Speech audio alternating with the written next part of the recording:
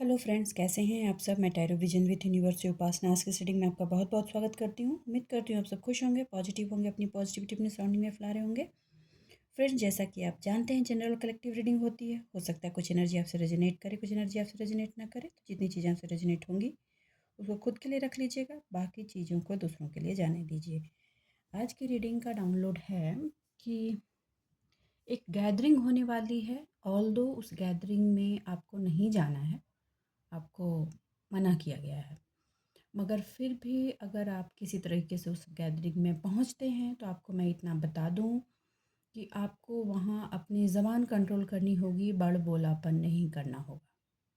क्योंकि वहां पे उस पर्सन की उपस्थिति होगी जिस पर्सन ने बहुत पहले, शायद आप अनमैरिड रहे होंगे या बहुत पहले जो शायद आपको बचपन से जुड़ा हो, चाहे फ्रेंड हो, सिबलिंग्स हो या रिलेटिव्स हो, कोई ऐसा पर्सन हो सकता है जिसने आपकी एनर्जी को पुल करके अपनी डेवलपमेंट के रास्ते बनाए थे। उसकी उपस्थिति वहाँ हो सकती है और उसका वो बड़बोलापन वाला पार्ट आपको शायद अच्छा ना लगे। तो आपको कहा जा रहा है कि अगर आप पहुँचते भी हैं और वो पर्सन है तो प्लीज़ आप चुप रहें या कट के रहें वहाँ से। चेहरे से जाहिर ना होने दें कि आपने उस पर्सन की ये एक्टिविटी की, उसने आपकी एनर्जी पुल की है, शक की है, वो आप समझ चुके हो और आप उसको रिटर्न कर रहे हो। ठीक है, ओके।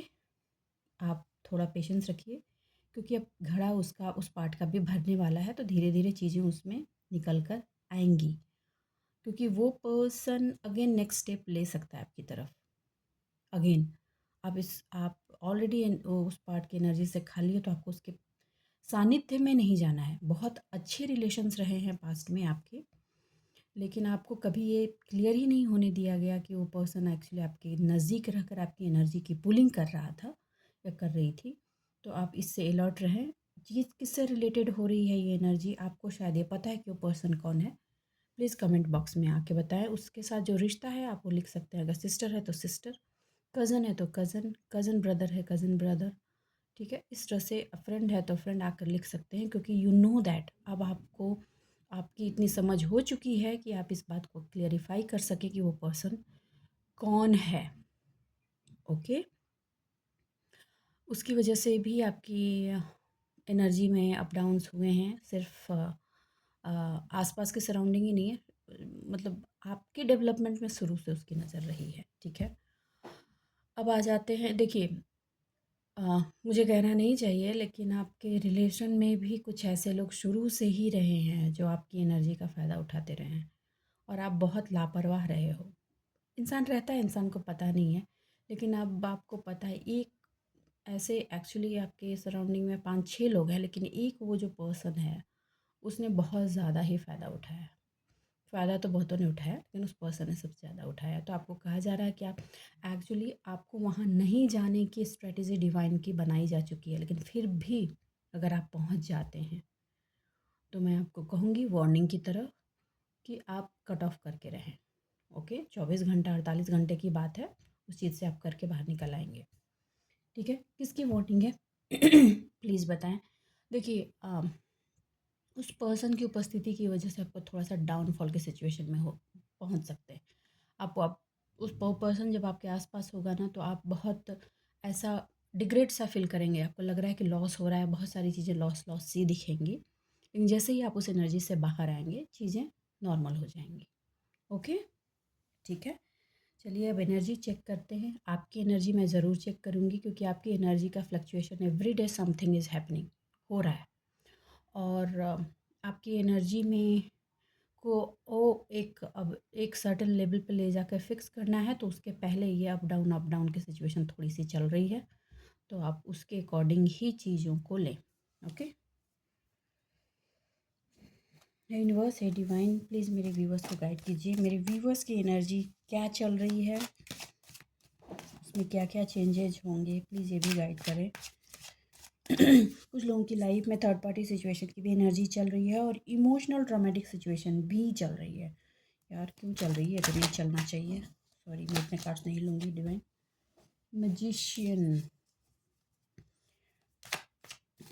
देखो आप में ये एबिलिटी तो है, हो गई है आप में ये एबिलिटी कि आप अपनी सक्सेस को, अपनी इंटेलिजेंट को प्रॉपरली चैनलाइज करके अपने पावर का राइट डायरेक्शन में इस्तेमाल कर सकें, और जो भी रिसोर्सेज आपके हाथ से निकल गए हैं उनको अपनी तरफ टर्न अराउंड कर सकें। देखिए, डाउनलोड भी वही थे। डाउनलोड भी वही थे।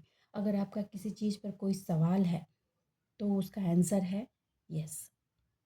हाँ, आपको अ, आप देखो, आप जितना इमोशनली फुलफ़िल हो गए हो, फ़िनांस को लेकर के अर्ज जो आपकी स्टेबल हो गई है और आपके अंदर ये चीज़ जो बढ़ गई है कि जो भी बनाना है मुझे खुद से बनाना है।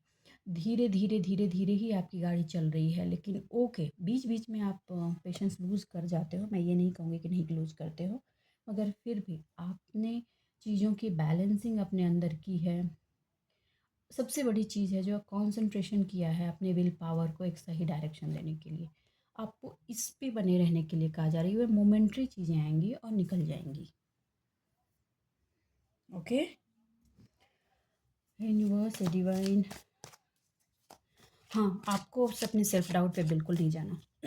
अपने आप को अलाउ ही नहीं करना है सेल्फ डाउट के लिए।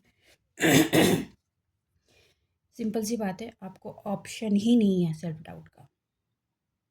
नो ऑप्शन आपके पास है ही नहीं। जो भी बिगिनिंग आप कर रहे हो, जो भी बिगिनिंग आपने किया है, आपको उसमें फुलिशनेस नहीं, वाइजली चीज़ों को डील करना है। इमोशनली फिर से ड्राइव नहीं होना है यार।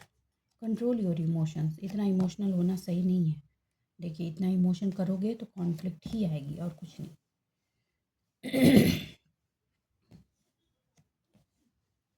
यूनिवर्स है डिवाइन, प्लीज़ कार्ड्स को क्लेरिफाई कीजिए।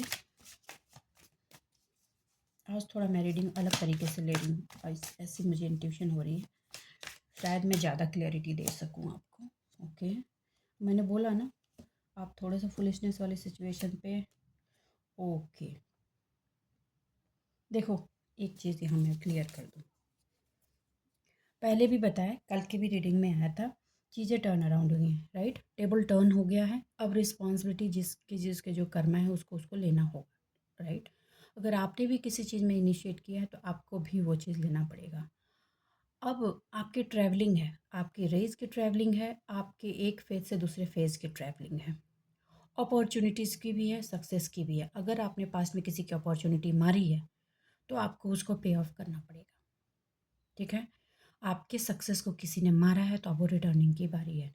तो आप वो देखते हो कि वो जब दिया बुझने लगता है तो बहुत लौ फपकती है ऊपर से, ज़्यादा रोशनी की तरह होती है। अभी जो पर्सन है जिसने भी इस चीज़ को ट्रैप किया था, उसकी सिचुएशन ऐसी ही होगी। थोड़ा सा बड़बोलापन, हर जगह अपनी रिकॉग्निशन, लोग उसको पूछेंगे। तो आपको उस पार्ट पे ना थोड़ा पेशेंस रखने की ज़रूरत है। चीज़ें एंडिंग की तरह जा रही हैं तो वो एंडिंग की तरह जाने दीजिए। ओके, अब जो अपॉर्चुनिटी आप मिलेगी, आप जो अपनी साइकिल की शुरुआत आप करेंगे ईमानदारी से, अपनी विल पावर से और अपनी स्ट्रेंथ से, वो एंडलेस होंगी आपकी लाइफ में, टिल द एंड तक चलेंगी। तो आप उसकी एक एक ब्रिक्स को ईमानदारी से डालिए। आपको ये कहा जा रहा है। देखिए, एक बहुत बड़ा काम है, करंट की ऐसी स्थिति है, ये करंट में आपको ये बनाना पड़ेगा, तभी आने वाला फ्यूचर उस पर खड़ा होगा। आपका अपना कंपैशन अपने प्रति, अपने किए गए कर्मा के प्रति होना चाहिए। आप अपना इंटेलिजेंस अपने प्रति रखें। इंटेलिजेंस इस चीज़ के लिए रखें कि अब प्यार से कोई आपको बेवकूफ़ ना बनाए। बचपन से बेवकूफ़ बनते रहे हो आप। लोग आपके इमोशन का फ़ायदा उठाते रहे हैं। अब आपको ये समझ में आता है कि लोगों के मुंह में कितनी शहद होती है और मन में कितना विष। तो विश्व वाले लोगों को आपको साइड करना आ चुका है। तो आपको कहा जा रहा है कि अपनी इस थॉट के लेवल की डेवलपमेंट में आपको ट्रैवल करके एक मैच्योरिटी, एक मैजिशियन के लेवल तक पहुंचना है। आपको वो मैच्योरिटी दी जा चुकी है, ठीक है। देखिए, आज की डेट में आप मैजिशियन हो गए हो, ठीक है। मैजिशियन हो गए हो क्योंकि आपको अब चीज़ें दूध की दूध, पानी की पानी, क्लियरिटी हर चीज़ की मिलती है। लेकिन एक चीज़ लोगों को बहुत अच्छे से पता है, वो है, और आपको भी पता है कि आप एक बहुत ही इमोशनल पर्सन हो, शुरू से बहुत ही इमोशनल पर्सन रहे हो, ठीक है। उस इमोशनल थिंग की वजह से आपने अननेसेसरी लाइफ में बहुत चीज़ें बेयर की हैं और दूसरों की खुशी के लिए बहुत सारी चीज़ें छोड़ दी हैं जो आप डिज़र्व करते थे, जो आपकी मेहनत थी, जो आपको मिलना चाहिए था। अब आपको ये कहा जा रहा है कि अब वो चीज़ रिपीटिशन नहीं। आप बीच-बीच में उस पार्ट पे सोचते हो कि आप कितने इमोशनल फूल थे, इमोशनली आपने ये किया, आपने अपने इमोशन पे फाइट किया। कोई भी चीज़ ना हमेशा अनडिसीजन के सिचुएशन में रहते थे, डिसाइड ही नहीं कर पाते थे। आपको हमेशा अपनी चीज़ों को डिसीजन लेने के लिए किसी और के अप्रूवल की मुहर लगती थी। एग्जाम्पल बताती हूँ। जैसे आप मैरिड नहीं हैं और अगर आप फादर मदर या सिस्टर या किसी से क्लोज हैं, तो आप अपने डिसीजन के लिए किसी और से डिस्कस करके ये जानने की कोशिश करते हैं वो बंदा हाँ बोल रहा है, नहीं बोल रहा है, मैं सही हूँ या नहीं हूँ। अगर उस बंदे ने मुहर लगा दी तो आप आगे बढ़ जाए। यही चीज़ आपने शादी के बाद की।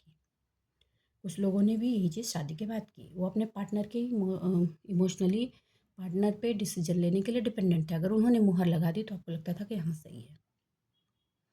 ये चीज़ आपको तोड़ी गई है और इसी का फ़ायदा बहुत उठाया गया है, बहुत ही ज़्यादा।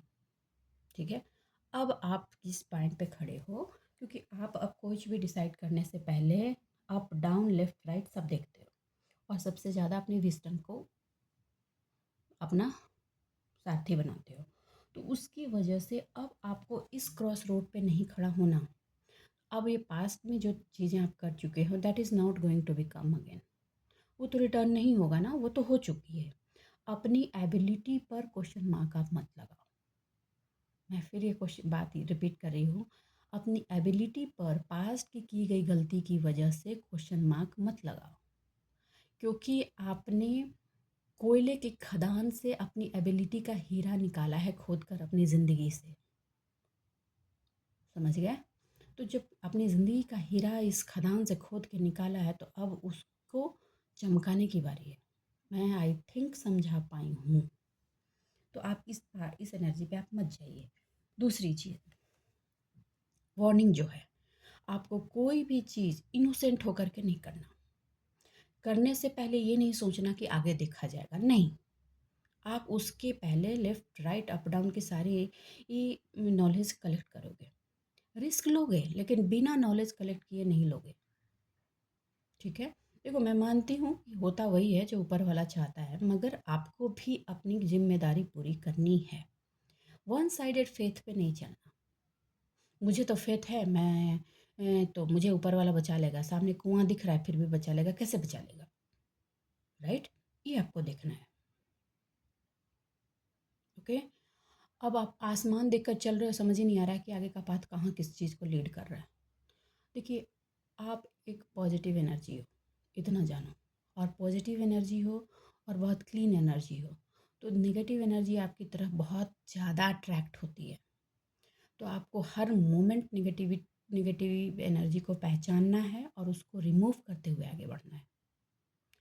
पॉजिटिव एनर्जी के लिए लाइफ कभी भी बहुत आसान नहीं होती, क्योंकि वो कहीं ना कहीं डिवाइन के चूज इन वन पर्सन में आ जाते हैं और जो भी चूज इन वन होते हैं उनकी ज़िंदगी कांटों की सेज होती है। मैं ये क्लियर बता दे रही हूँ, आप किसी भ्रम में मत रहना। अब इसका मतलब ये नहीं कि आप गलत राह पकड़ लेना। गलत राह का अंजाम, बुरे काम का बुरा नतीजा तो हमेशा होता है।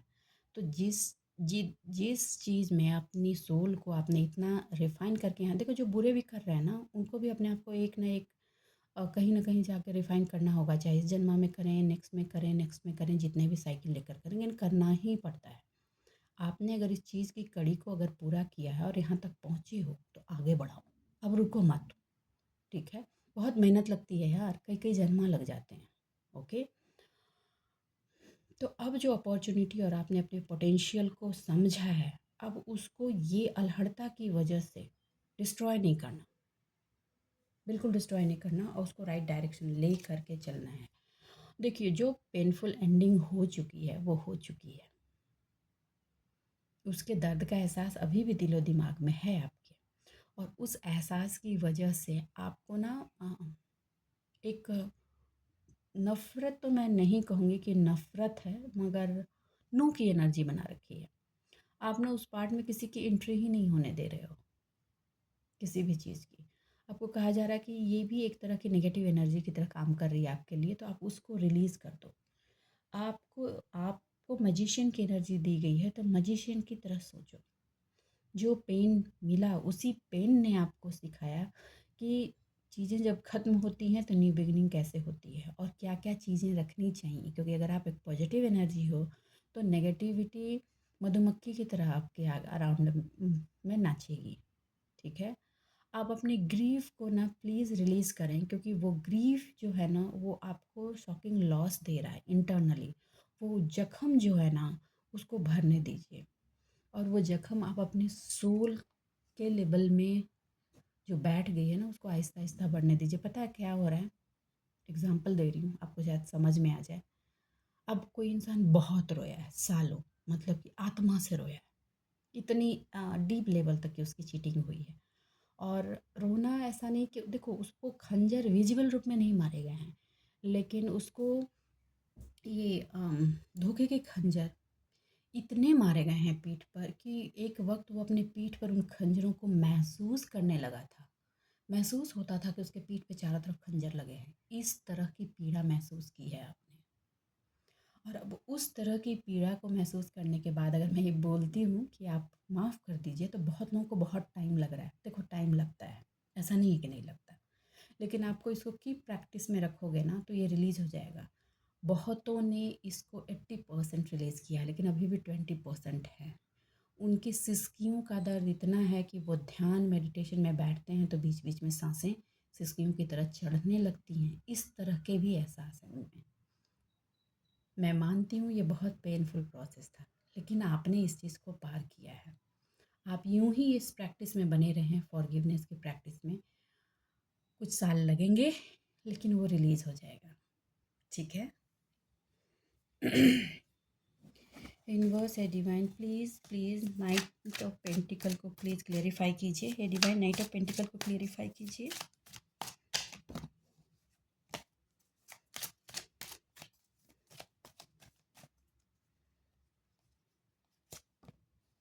Okay okay okay. देखिए, अब आ जाते हैं यहाँ। जजमेंट की एनर्जी आपकी लाइफ के उस पार्ट में आई है जो आपकी फिनेंशियल ग्रोथ थी।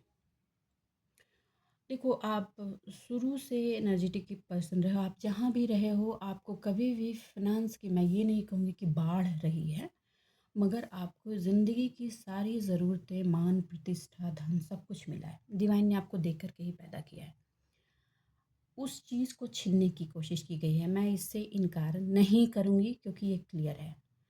आपको वो जो मैंने अभी कहा कि वो बिट्रे पेन, वो दर्द उस लेवल तक आपको मिला, तो उस पर भी जजमेंट हुआ है। और उस जजमेंट में सबसे पहला जो काम आपको डिवाइन करने के लिए बोल रही है कि आप एक नेचुरल प्लानर हो। बाय डिफ़ॉल्ट बहुत अच्छी प्लानिंग कर सकते हो अपने डेवलपमेंट के लिए, और उसकी इम्प्लीमेंटेशन भी बहुत अच्छे से कर सकते हो। एक्चुअली आप जब कुछ डिसाइड करते हो तो करते भी हो, लेकिन कुछ टाइम से रुके हुए हो। आपको कहा जा रहा है कि आप अपनी गाड़ी को आगे बढ़ाओ।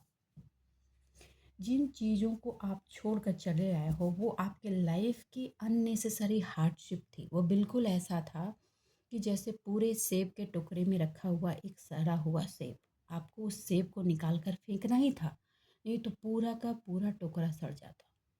आपने वैसे ही अपनी लाइफ से उस चीज़ को निकाल कर फेंका है। तो उसके लिए आप रिग्रेट ना करें, आपने राइट डिसीजन लिया है।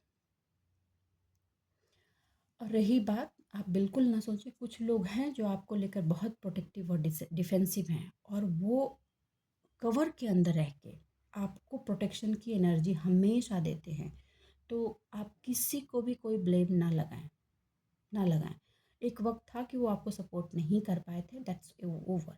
मगर कुछ लोग हैं जो हमेशा से आपसे उस पार्ट में जुड़े हुए हैं, और वो आपका एक स्ट्रॉन्ग डिफेंस सिस्टम भी है एक साइड पे।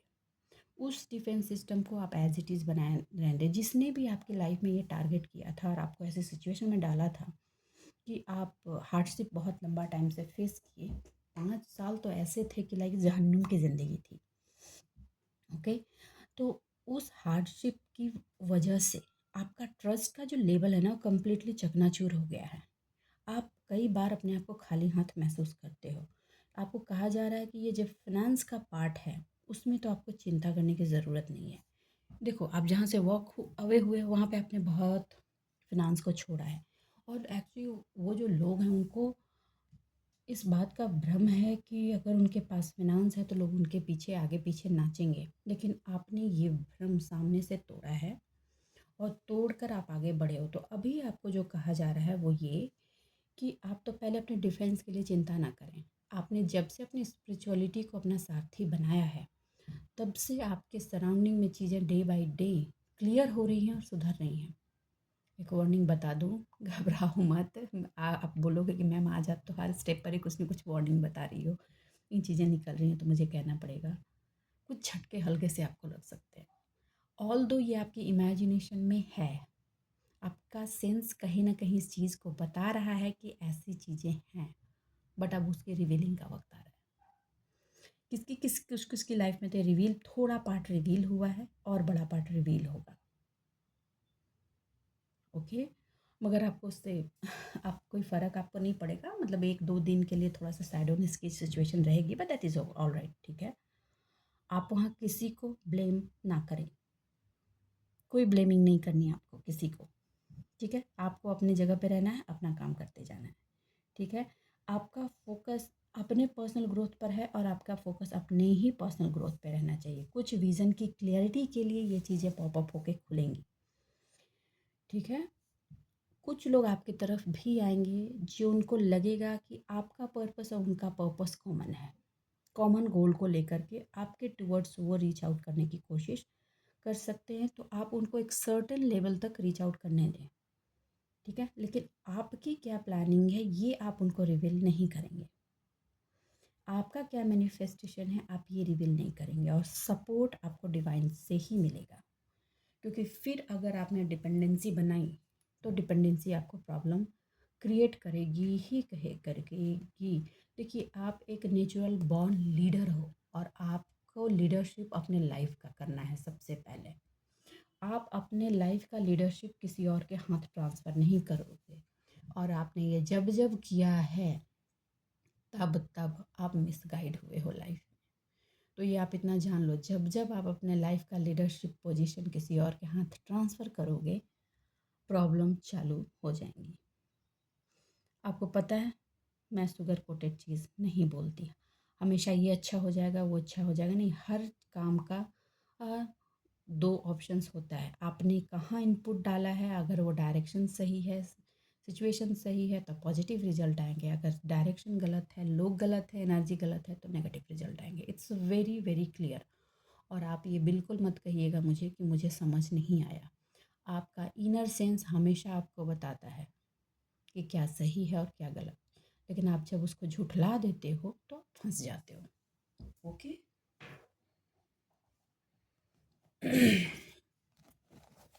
यूनिवर्स है डिवाइन, प्लीज़ मेरे व्यूअर्स को बताइए 5 ऑफ वाइन्स आपने क्यों दिए हैं।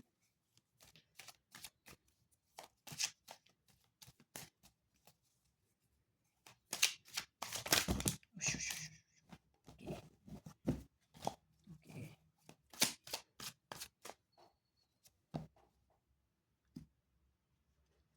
भाई धानी बाबा हो आप। ओ यार, मुझे ऐसा लग ही रहा था। Okay, oh my God, oh my God. Okay, चलिए, ये दोनों कार्ड आके वार्निंग, मुझे लग ही रहा था कि इसी पार्ट पर, इसी कार्ड के क्लेरिफिकेशन में ये कार्ड्स आएंगे, ठीक है।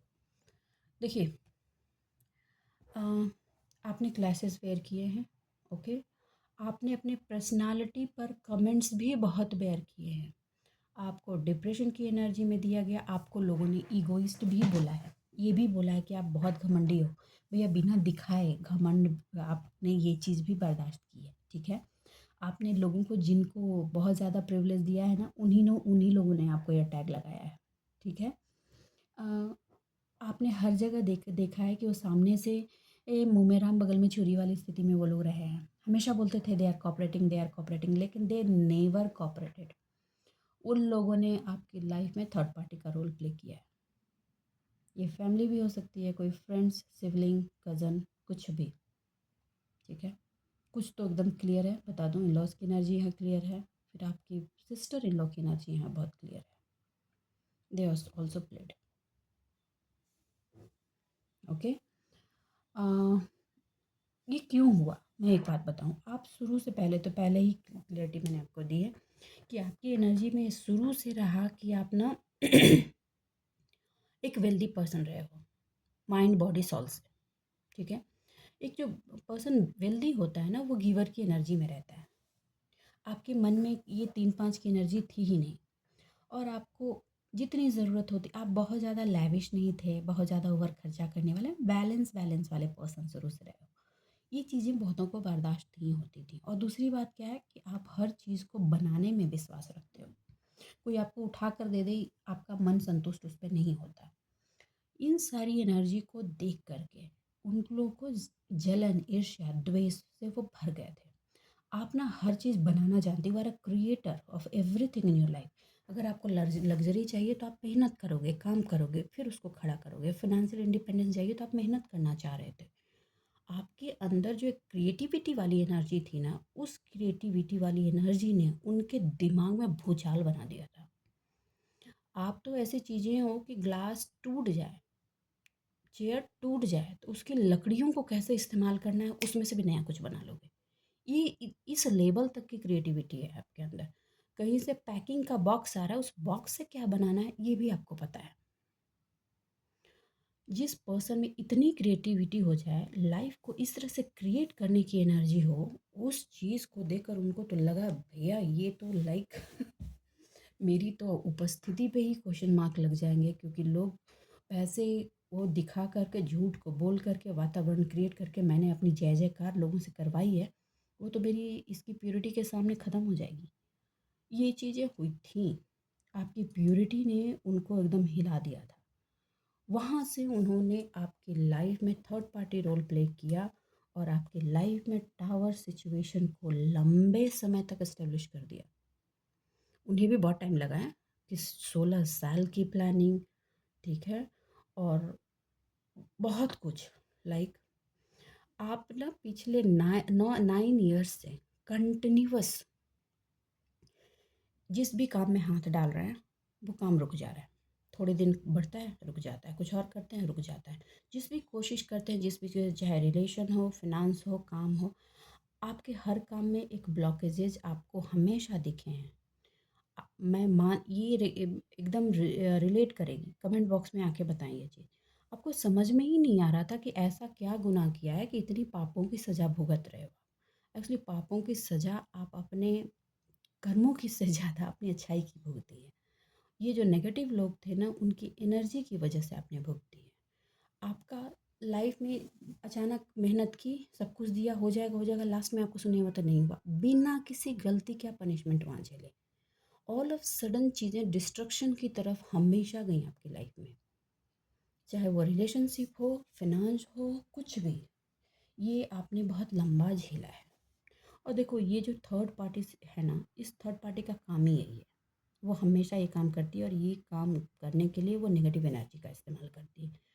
आप स्टार्टिंग में इस बात को समझ ही नहीं पाए, प्रॉब्लम यहाँ हुई।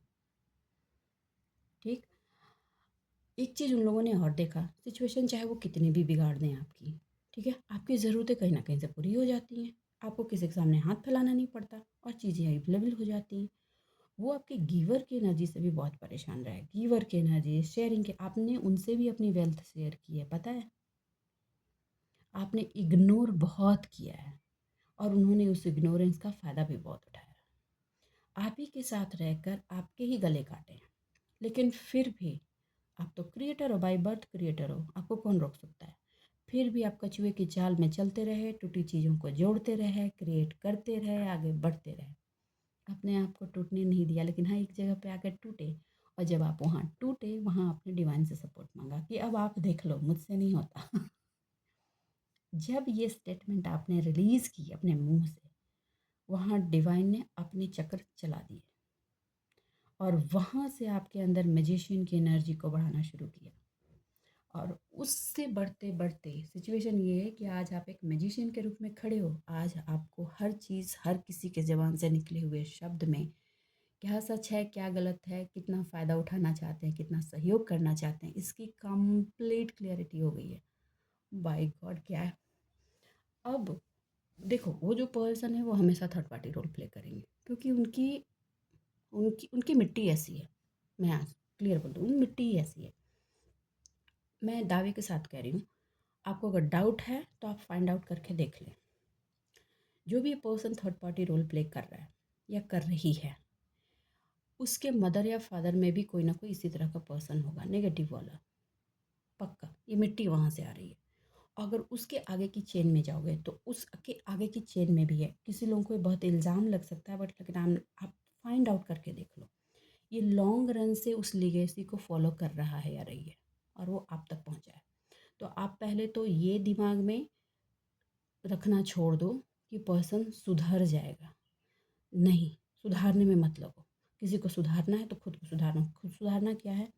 देखना है कि कहाँ देना है और कहाँ नहीं देना है, किसको अपने साथ रखना है, किसको अपने साथ नहीं रखना है। ठीक है?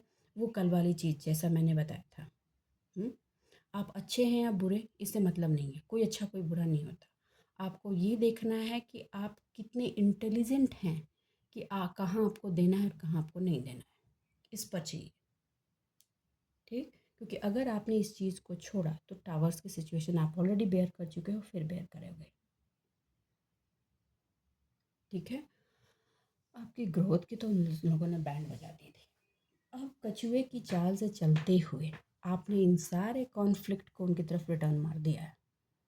उनकी तरफ रिटर्न मार दिया है। तुम्हारी चीज़ें भैया तुम जानो, अपना ढोल बजाओ, जो जी में है वो करो। वहाँ से आप निकले, बहुत लंबे टाइम अकेलेपन के सिचुएशन को भी झेला है, और उसी अकेलेपन को फिर से अपने लिए हथियार बनाकर, क्योंकि आप तो क्रिएटर हो, आप तो हर चीज़ क्रिएट करना जानते हो। हाँ, लोगों ने अकेला कर दिया, आप अकेले हुए। डिवाइन ने कहा कि अपने आप पे सोचो, मनन करो, चिंतन करो, और आपने वहाँ से धीरे धीरे धीरे धीरे चीज़ों को बिल्ड करना शुरू किया। आज आप बिल्ड कर चुके हो, आप अच्छी सिचुएशन में हो।